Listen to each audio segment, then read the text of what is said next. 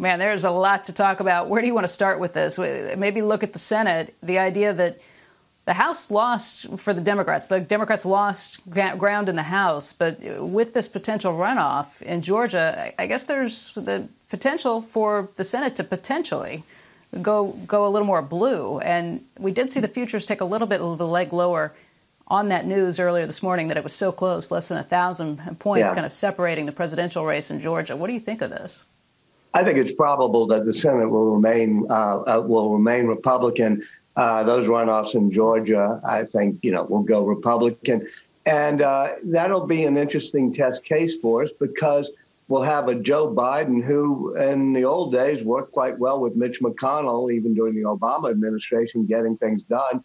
And it will make it clear that Joe Biden's got to be able to win some Republican votes in the Senate to get people confirmed, to get anything passed.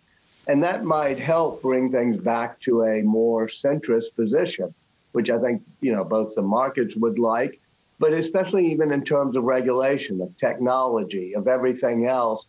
There won't be able to be any sweeping things. Even in terms of the cabinet, you're less likely to have an Elizabeth Warren and a Bernie Sanders be able to go into the cabinet. Mitch McConnell has already said he'll work with Joe Biden to confirm cabinet members who are moderates. And that's sort of both a offer and a warning shot.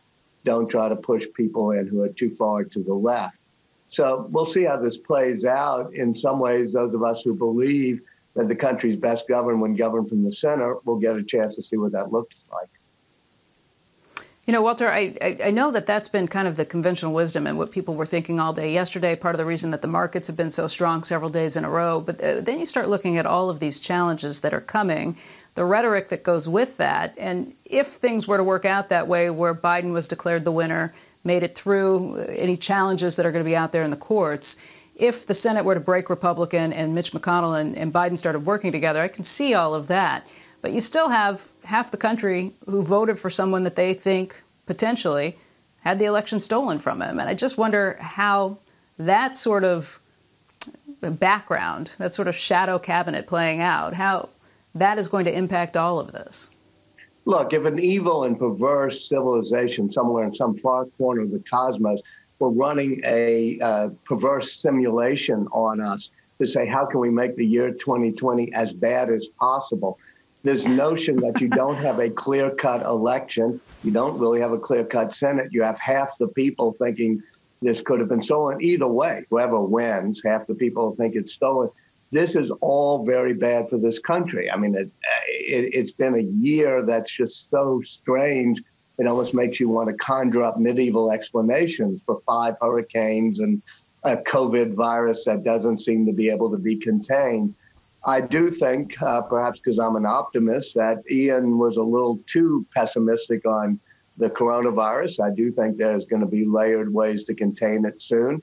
I do think, I know this for a fact, 2020 will actually end in 6 or 7 weeks.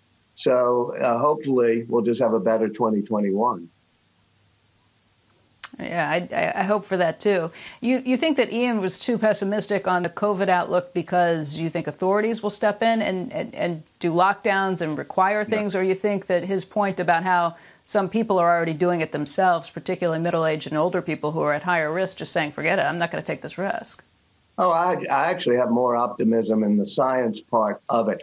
I think you'll have a 3-layered COVID defense by the beginning of next year. Meaning I think there will be 3 vaccines, maybe 4, that will get emergency authorization use, either on the late November of this month scientific advisory meeting or in December.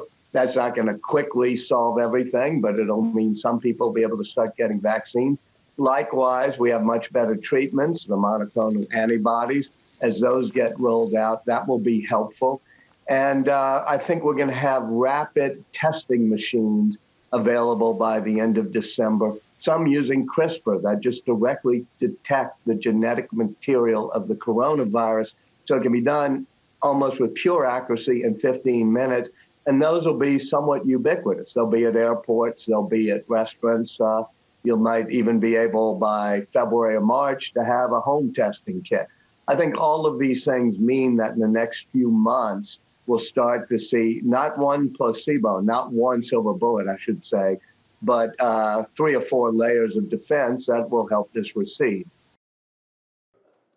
Shepard Smith here. Thanks for watching CNBC on YouTube.